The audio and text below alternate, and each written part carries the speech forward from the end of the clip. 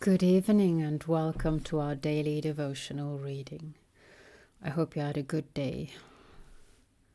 I've read somewhere a long time ago, so I do not remember the source, that Tuesdays are generally people's most productive day. So I hope you did something you love today. Let's now close this day, productive or not, turning inward,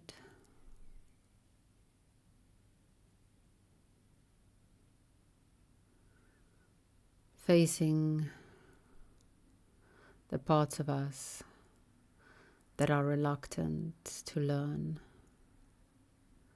and reluctant to hear and listen.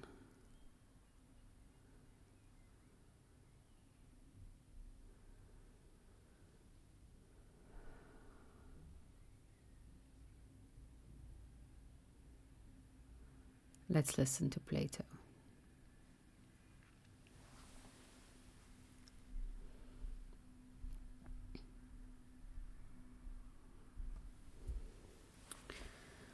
Again, how far can the one touch or not touch itself and others?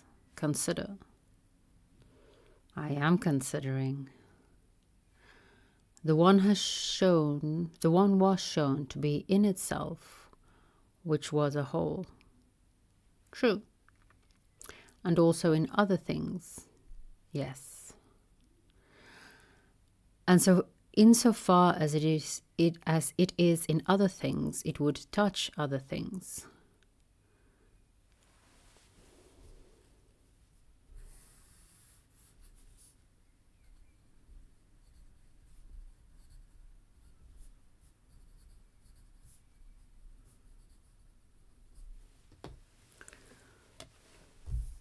But insofar as it is in itself, it would be debarred from touching them, and would touch itself only.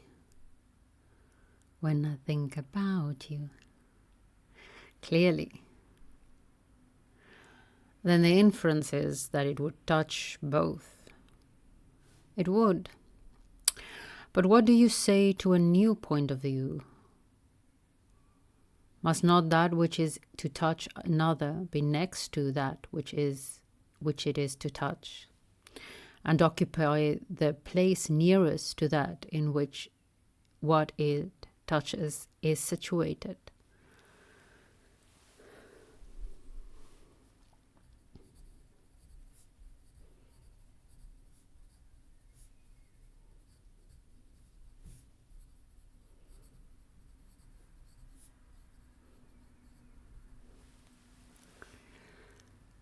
True. Then the one, if it is to touch itself, ought to be situated next to itself and occupy the place next to that in which itself is. It ought.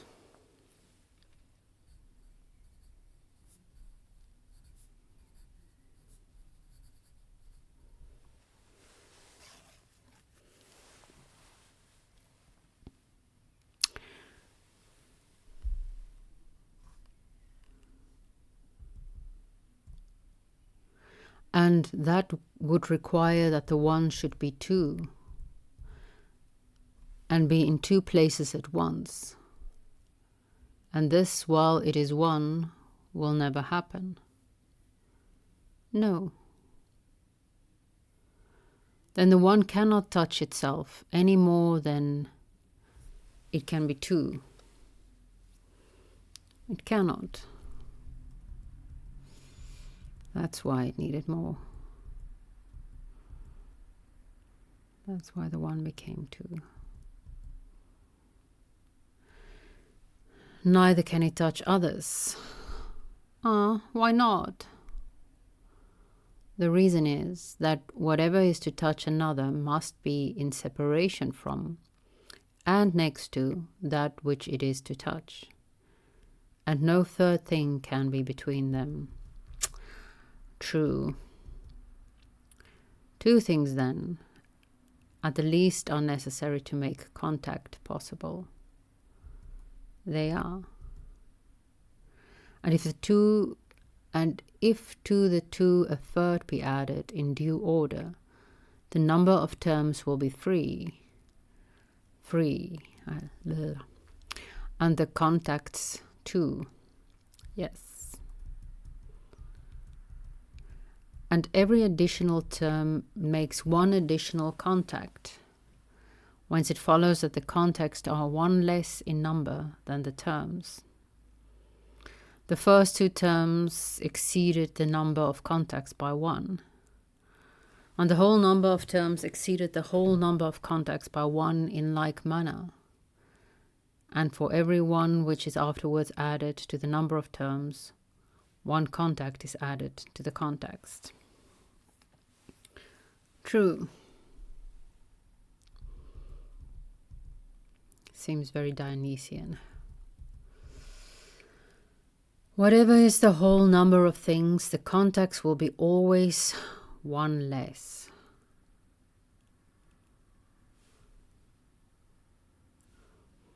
True. But if there be only one and not two, there will be no contact. How can there be?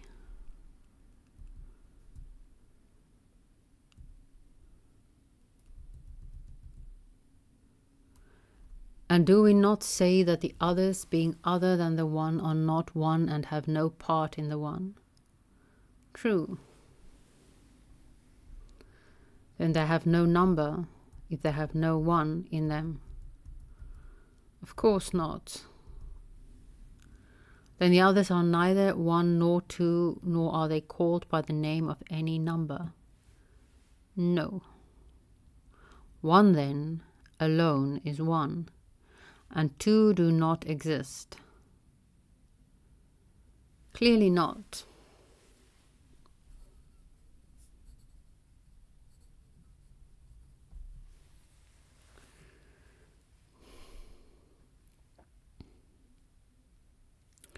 And if there are not two, there is no contact. There is not. Then neither does the one touch the others, nor the others the one, if there is no contact. Certainly not. For all which reasons the one touches and does not touch itself and the others. True. Further, is the one equal and unequal to itself and others? How do you mean? If the one were greater or less than the others, or the others greater or less than the one, they would not be greater or less than each other in virtue of their being the one and the others. But if, in addition to their being what they are, they had equality, they would be equal to one another. Or if the one had smallness and the other's greatness, or the one had greatness and the other smallness, whichever kind had greatness would be greater, and whichever had smallness would be smaller. Certainly. Then there are two such ideas as greatness and smallness. For if they were not, they could not be opposed to each other, and be present in that which is. How could they? If then smallness is present in the one, it will be present either in the whole or in a part of the whole. Certainly. Suppose the first, it will be either co-equal and co-extensive with the whole one, or will contain the one. Clearly.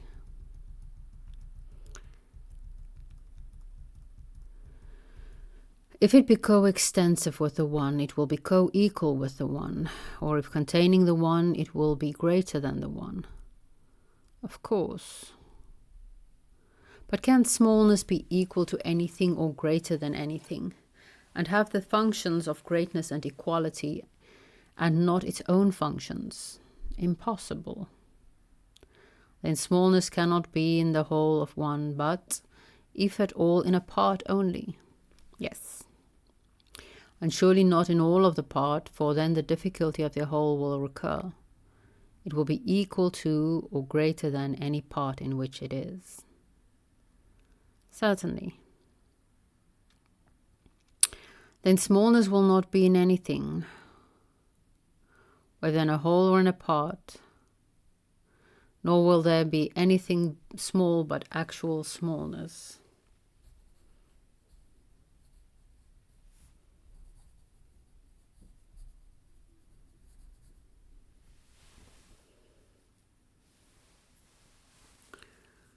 True. Neither will greatness be in the one, for if greatness be in anything, there will be something greater other and besides greatness itself, namely that in which greatness is. And this too when the small itself is not there, which the one, if it is great, must exceed. This, however, is impossible, seeing that smallness is wholly absent. True. But absolute greatness is only greater than absolute smallness, and smallness is only smaller than absolute greatness. Very true. There are other things not greater or less than the one if they have either greatness or smallness, nor have greatness or smallness any power of exceeding or being exceeded in relation to the one, but only in relation to one another, nor will the one be greater or less than them or others, if it has neither greatness nor smallness. Clearly not. Then if the one is neither greater nor less than the others, it cannot either exceed or be exceeded by them. Certainly not. And that which neither exceeds nor is exceeded must be on an equality, and being on an equality must be equal. Of course. And this will be true also of the relation of the one to itself. Having neither greatness nor smallness in itself, it will neither exceed nor be exceeded by itself, but will be on an equality with an equal to itself. Certainly.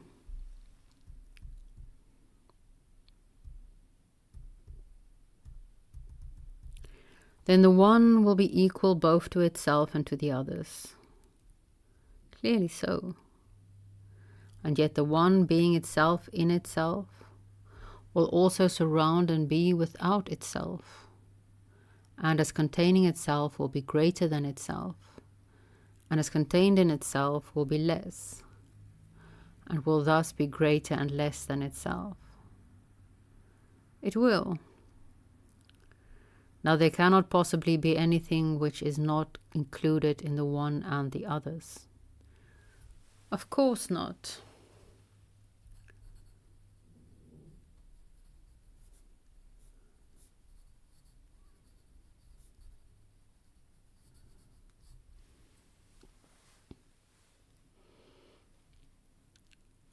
But surely that which is must always be somewhere. Yes. But that which is in anything will be less, and that in which it is will be greater. In no other way can one thing be in another. True. And since there is nothing other or besides the one and the others, and they must be in something, must they not be in one another, the one in the other, and the others in the one? If they are to be anywhere, that is clear. In the blood of Eden. But inasmuch as the one is in the others will be greater than the one, because they contain the one, which will be less than the others, because it is contained in them. And inasmuch as the others are in the one on the same principle will be greater than the others, and the others less than the one. True. The one, then, will be equal to and greater and less than itself and the others. clearly. And if it be greater and less and equal, it will be of equal and more and less measure or division than itself and the others. And if of measures, also of parts. Of course. And if of equal and more and less measures or divisions, it will be in number more or less than itself and the others, and likewise equal in number to itself and to the others. How is that? It will be of more measure than those things which it exceeds, and of as many parts as measure. And so with that to which it is equal, and that than which it is less. True.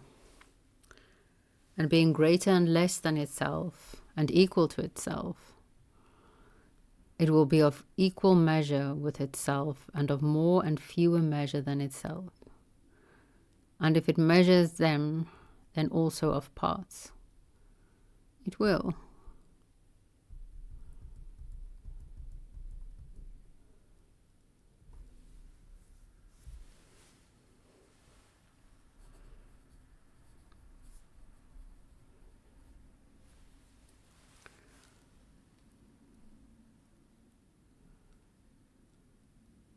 And being of equal parts with itself, it will be numerically equal to itself.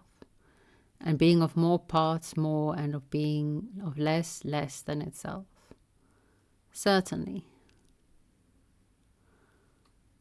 And the same will hold of its relation to other things, inasmuch as it is greater than them. It will be more in number than them, and inasmuch as it is smaller, it will be less in number. And inasmuch as it is equal in size to other things, it will be equal to them in number. Certainly. Once more then, as would appear, the one will be in number both equal to and more and less than both itself and all other things. It will. Does the one also partake of time? We've had this discussion already.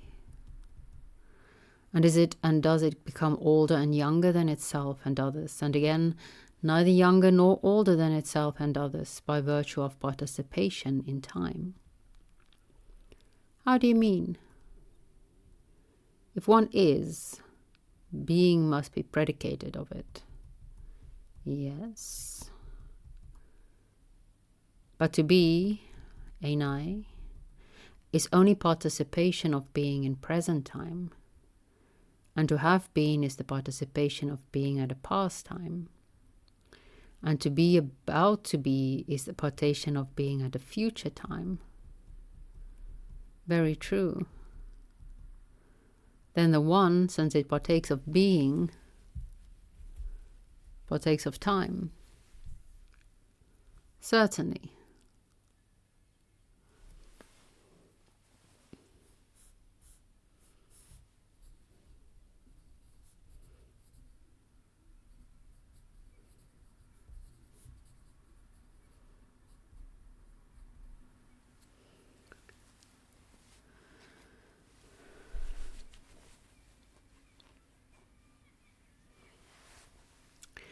And is not time always moving forward?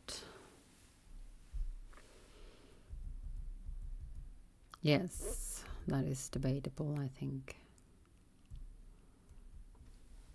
Then the one always becoming older than itself, and it moves forward in time. Certainly. And do you remember that the older becomes older than that which becomes younger? I remember. Then since the one becomes older than itself, it becomes younger at the same time. Certainly. Thus then the one becomes older as well as younger than itself. Yes. And it is older, is it not, when in becoming, and it gets to the point of time between was and will be, which is now. For surely in going from the past to the future, it cannot skip the present. No. And when it arrives at the present, it stops from becoming older and no longer becomes, but is older. For if it went on, it would never be reached by the present. For it is the nature of that which goes on to touch both the present and the future, letting go to the present and seizing the future, while in process of becoming between them. True. But that which is becoming cannot skip the present. When it reaches the present, it ceases to become, and is then whatever it may happen to be becoming.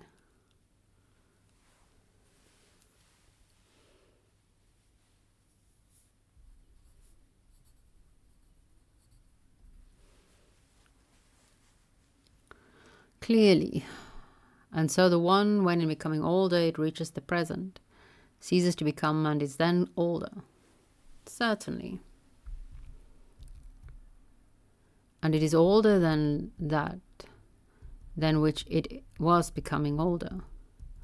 And it was becoming older than itself. Yes. And that which is older than that which is younger. True. Then the one is younger than itself. When in becoming older, it reaches the present. Certainly. But the present is always present with the one during all its being. For whenever it is always now. Certainly. Then the one always both is and becomes older and younger than itself. Truly. And is it, or does it become a longer time than itself, or an equal time with itself? An equal time. But if it becomes or is for an equal time with itself, it is of the same age with itself. Of course. And that which is of the same age is neither older nor younger. No. Thus far our scripture of the evening. So I want to read a quote. But the present is always present with the one during all its being. For whenever it is always now.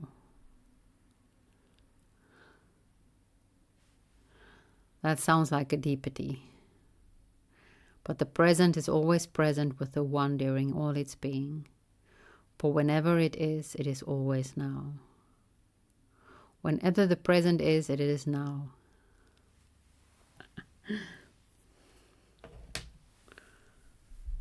So,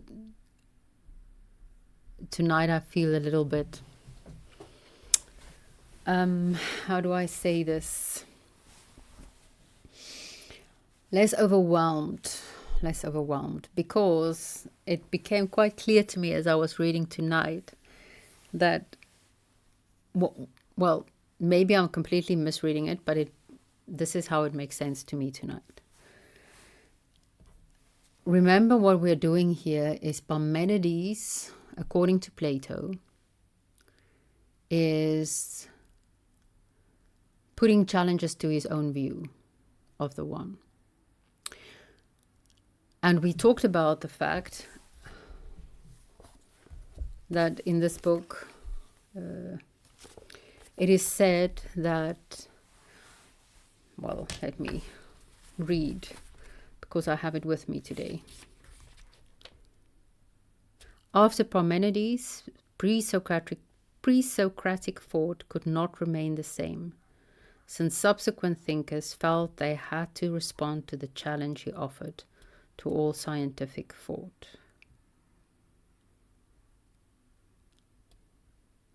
And the resolution of certain logical difficulties he raised sharpened the thought of both Plato and Aristotle. This might be where Aristotle got like his whole desire for logic from. I don't know. But so what I'm thinking tonight Plato is doing here, and then it seems so clear to me tonight that I'm like, duh, why did you struggle with it so much? And I will tell you why I think I struggled with it so much. But first, what I think is obvious. Tonight, it seemed so similar to Zeno's paradoxes. Zeno, remember, he's also present in this dialogue. the disciple of Parmenides who made all those paradoxes to attack the many in support of his teacher Parmenides, who said that there's only one and there's no change. Zeno made paradoxes to attack the Heraclitus. Because he's the one with the no same river. He made paradoxes to attack the people who said no, there's multiple and their change is the only constant there is, something like that. So it seems to me tonight that that is what Plato's doing. He's making some sort of paradoxes or contradictions. It's not supposed to make sense. The whole idea is that these things should be obviously not possible, because that would then disprove the theory that all is one. So that is what I'm now seeing in this text. Plato not subscribing to the idea, but questioning the idea in the same way as Zeno questioned the many and change and motion. He explicitly speaks, that really made it very clear, although I wrote it down before that, when he speaks of the present and time and change and things like that. So I think that's what's happening in this dialogue. It's not supposed to make sense. It's not supposed to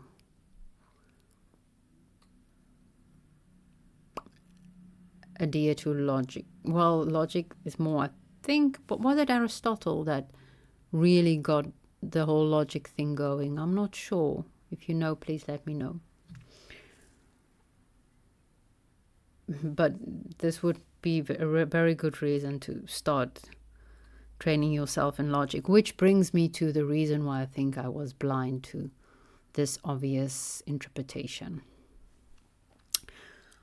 My mind is lazy, I think.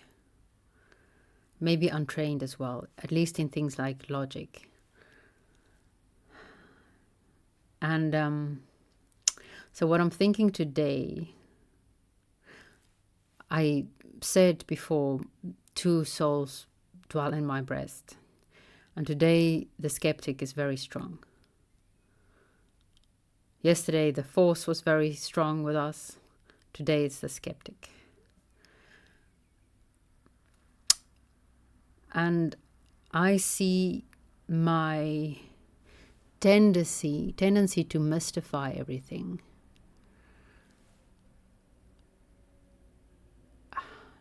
And to deepify things into deepities. And to woo-hoo things as pure mental laziness. And that's not really okay.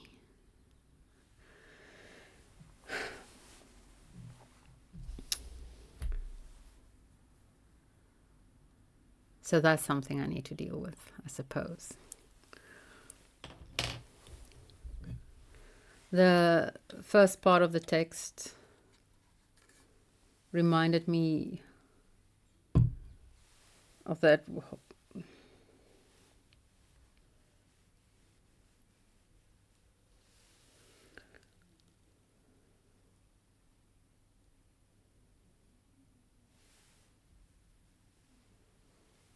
of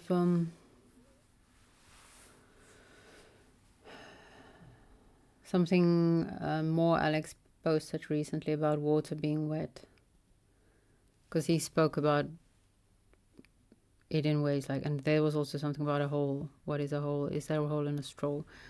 And it almost felt like this whole way about touching itself and on each other, and it reminded me of that. And I'm not saying reality is not weird when I say I shouldn't make it woohoo. I'm just saying I shouldn't mystify it. Because I also wrote down, I see, the particle and the wave. It is absolutely absurd that something can be both a particle and a wave. And yet we have taken it as a given. But so there is something very strange about reality, but it might just be that we're incapable of seeing as yet.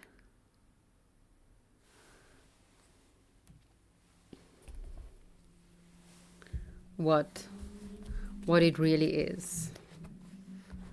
But that doesn't mean it has to be woo.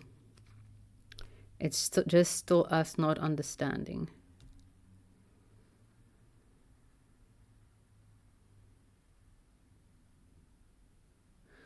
I was also reading this today. I read not even a whole chapter of each book that I read today, and I only read like 2 or 3 books. I'll tell you later. He also rejects Nietzsche as a miscarriage, doctrines which can get off ground only on the assumption shared by Plato, Descartes, Schopenhauer, and the early Nietzsche himself, amongst others. Oh, maybe it's not Nietzsche. That the senses deceive us, that they tell us only about appearance and not reality.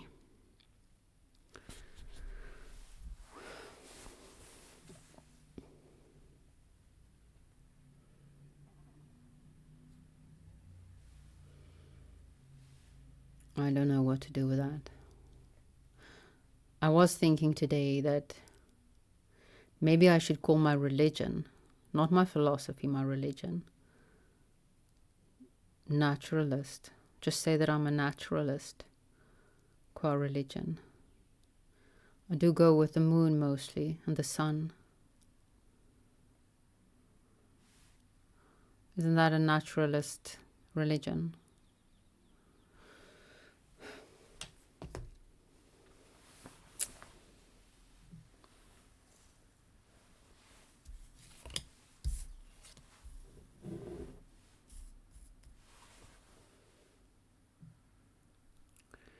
I also wrote down being partakes of time, and I wrote that down because that would mean when there's no time or timelessness, there's non-being. What's the update on dark matter and dark energy? I should really look into that again, what the latest findings are.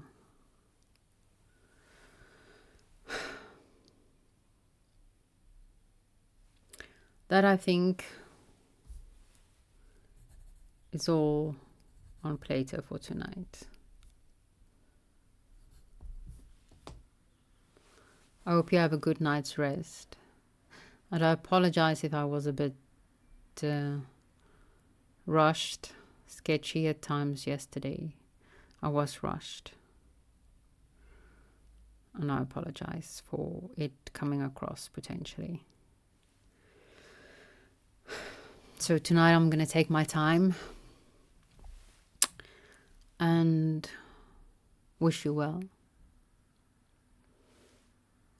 And all the best.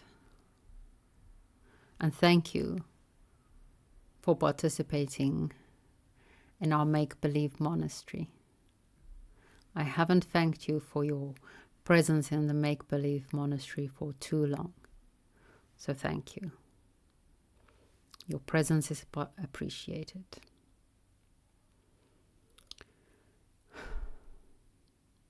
May this be an aid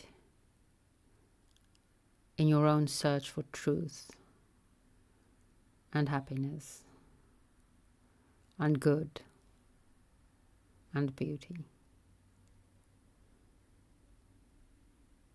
Don't remember, it's your search.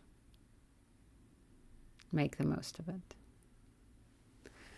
And may the spirit of Sophia be with you. It's already 35 minutes in, but I do have tea with me, so if you feel like grabbing a cup, we can have a quick chat, not a good chat necessarily, because it's very one-sided. And in real life, I will feel very awkward if I dominated a conversation like this the whole time. But yeah, what you gonna do? Sarah is visiting in June. Maybe then we can have a proper, at least two-way conversation. I'm sure she would enjoy participating. Let's see if it's not burning my tongue today. I did open it sooner. You live, you learn. I wrote down philosophy because the last words I said reminded me of something of philosophy. I can't remember the last words I said now, so I don't know why.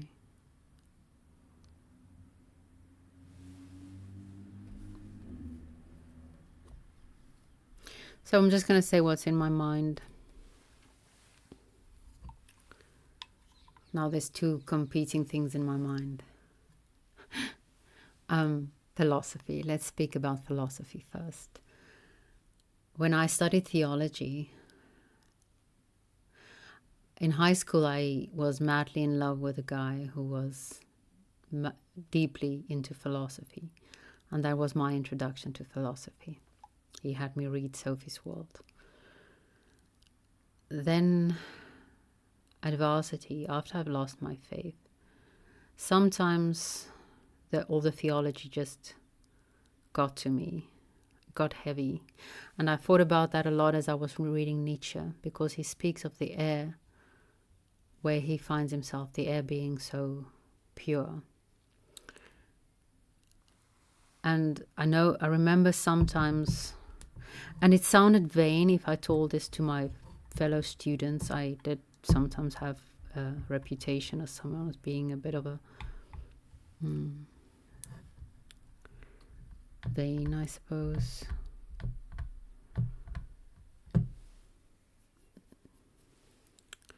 Not vain, but I was one of the best students when not the best student, and that sometimes I had to be careful what I say, otherwise the people, the men, would feel offended, and that if I said something like what I'm now going to say, I was trying to show off that I'm smart.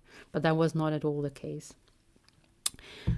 I would go to the library at the university some days when everything just got too much in the theology department, and I'll find an introduction to philosophy, any introduction to philosophy, and I would just sit. I'm almost crying now. It was very emotional, but I'm very emotional today. I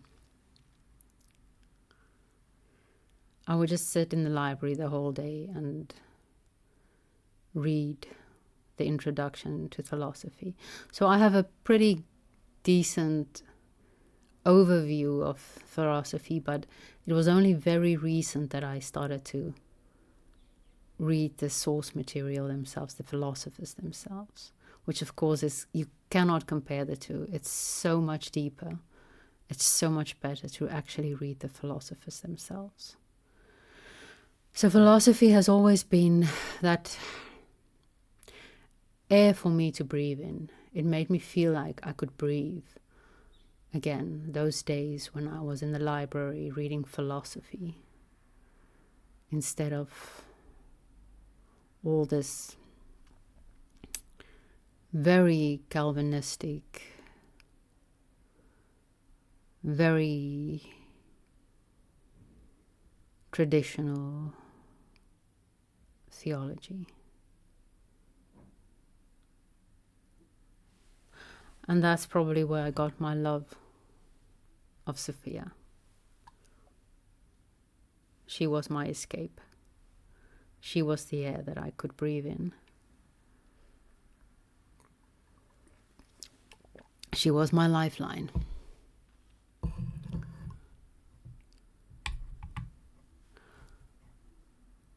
I did not read much today. Like I said, I started a couple of chapters and didn't finish any. I went shopping twice for birthday presents. I've been invited to 2 birthday parties this Saturday. I'm only going to attend one, otherwise it's going to be too much for me. But the one birthday party which I'm not going to attend on Saturday is the first birthday of one of my best friends' baby. So I'm going to visit him. I haven't even told my mom yet. I'm going to visit them on his birthday instead, which is Thursday. So this is the birthday present I got him. Do not judge me. His mom asked for it. Apparently he loves washing dishes with her, but his favorite thing is to put the brush then in his mouth, and she's not too excited about him putting the used brush in his mouth, so she wants one for himself. And I got one with a smiley face, because babies love things with faces on them. So yeah, I'm gonna visit him on Thursday, on his first birthday. The other one is turning 30, and my friends in the Netherlands and I have an agreement type of thing that we give each other experiences. We will arrange something, like, for instance, in June we're going to go make perfumes because one of the group had a birthday and a party, and then we as a group gifted her this perfume making course because she's very la-di-da, very posh. Don't know why she hangs out with me, but okay. And things like that. But this lady who has the birthday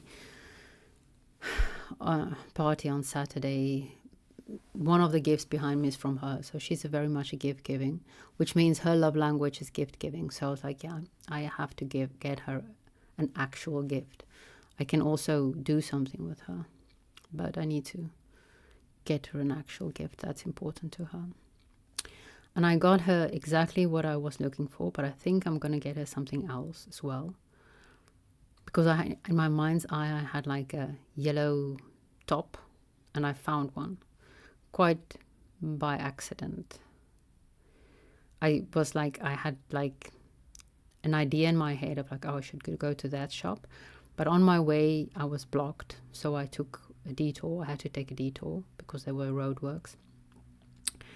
And I walked across a market. And then I saw this. So it was very cheap. So I'm going to get her something else as well.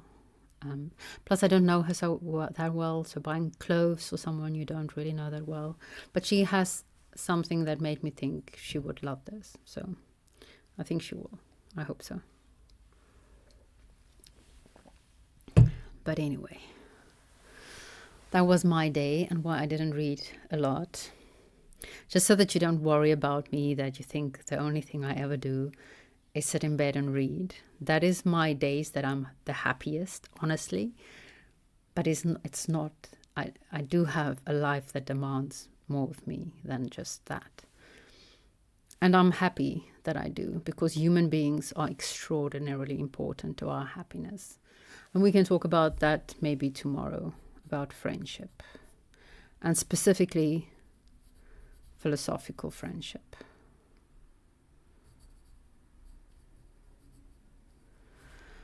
But for now, I will let you go. I hope you sleep well. Although I have already said that. I'll see you tomorrow.